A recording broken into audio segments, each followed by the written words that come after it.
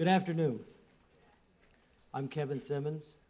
Many of you know me as the science teacher with almost an obsessive focus on building satellites. This afternoon, I'd like to share with you how you might reach for the stars. But in order for you to reach your maximum height, we, the adults, need to better engage you. We need to better equip you to reach your maximum potential. We need to help you prepare to solve the world's problems. In this globally connected, hyper-stimulated, information-on-demand world, we need to disrupt education and the way that we educate you, the students. It's critical that we help to prepare you for your eureka moment. And we must do this by blue sky learning. In the dark ages, in the 1970s, I was a child.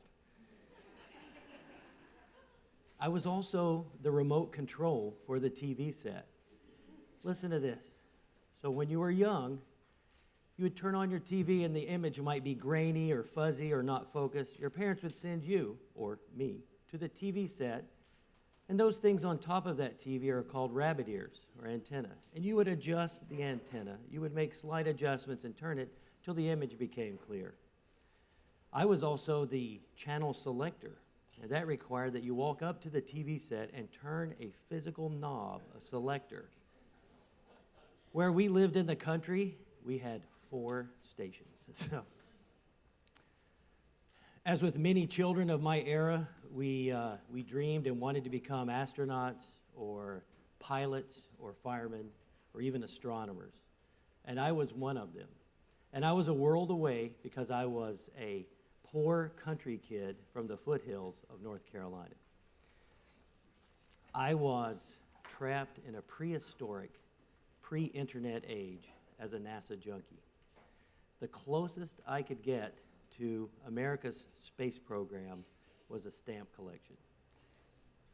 Sometimes on the weekends, we would go to the public library and I could check out a book. A few times, I even wrote a letter to NASA using an envelope and stamps and would wait weeks.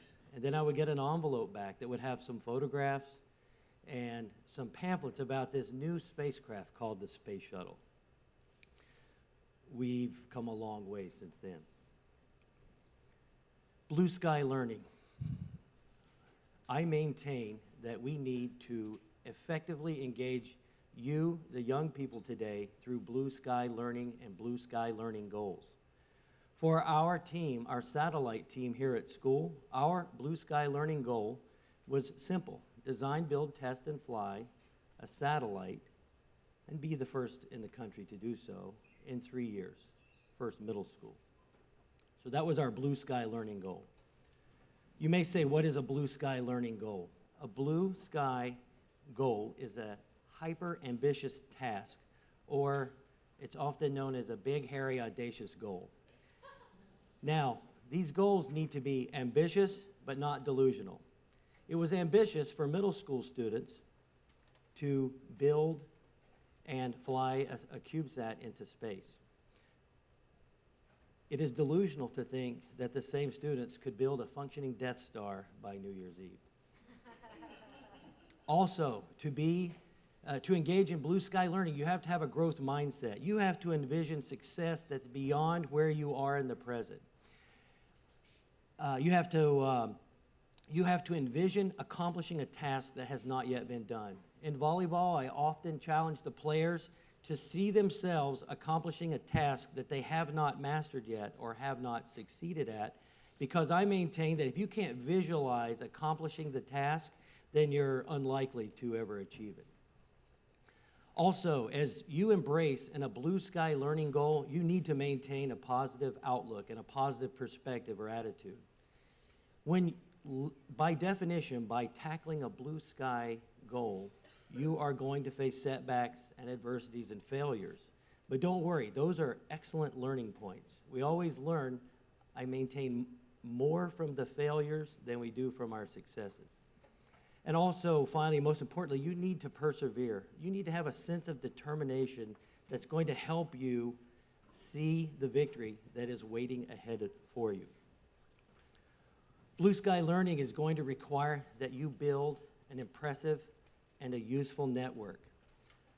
In the case of our satellite team,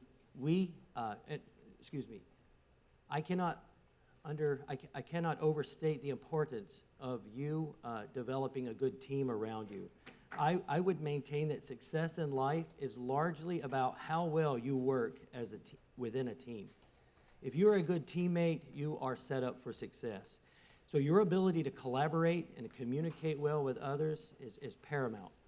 So while you're collaborating with your team and working on your blue sky goal, as I said, you will have setbacks. So you need to make sure that you allow for a flexible pathway.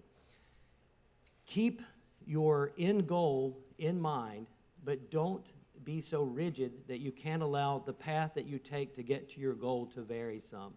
That's life. When we build a satellite, we may start out in one direction and find that there's a better way.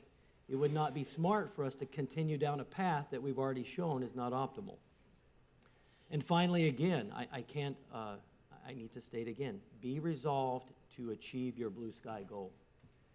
Now, what are some of the positives of Blue Sky Learning? Blue Sky Learning is going to allow you to tackle impossible tasks.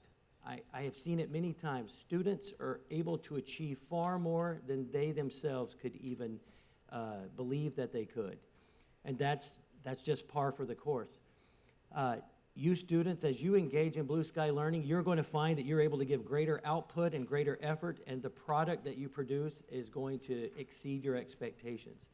Also, I call them tentacles. Our students that engage in Blue Sky Learning, we find that they have these enthusiastic tentacles that enter other areas of their academic life.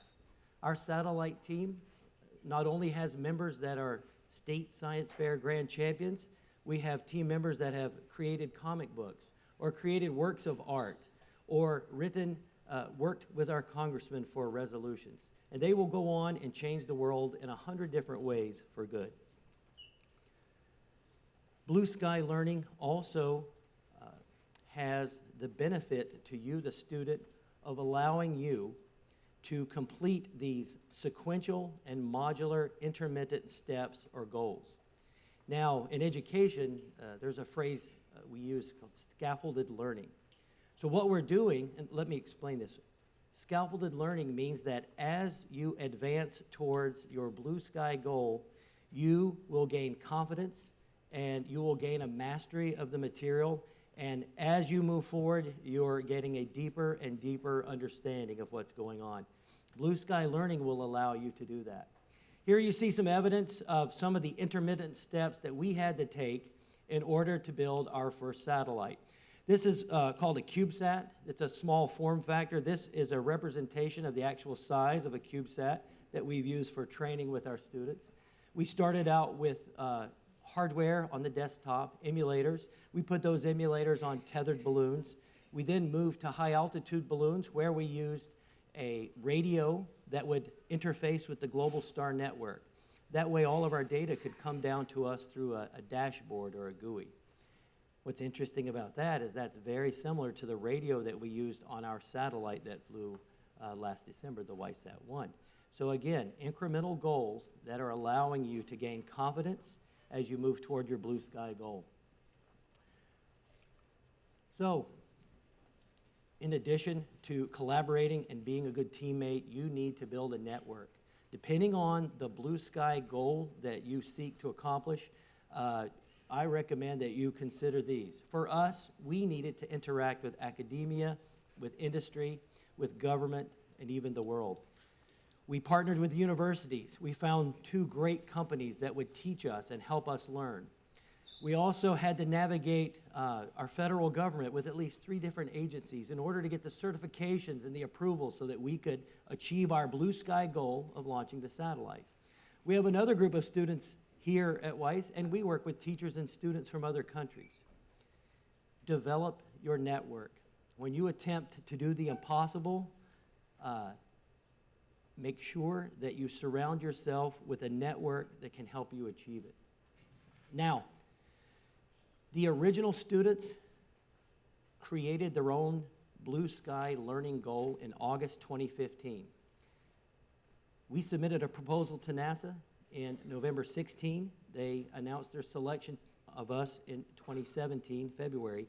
From February 2017 to September 2018, we labored and designed, and there was building, and there were failures and setbacks, but finally it all came together, and on September 30th, 6 students and I flew to Seattle, Washington, and we integrated our satellite.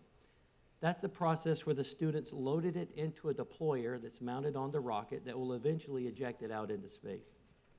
So we wait patiently from September 30th, and finally on December 3rd, from Vandenberg Air Force Base in California, our satellite, the WISAT-1, was launched into a sun-synchronous orbit by a SpaceX Falcon 9.